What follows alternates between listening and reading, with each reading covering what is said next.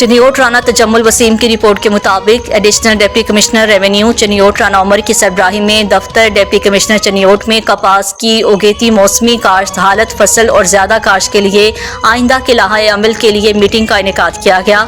Meeting में deputy director ज़राअत तोसी चनियोट डॉक्टर शहबाज अहमद और तहसील भवाना के ऑफिसर्स और फील्ड स्टाफ ने शिरकत की है।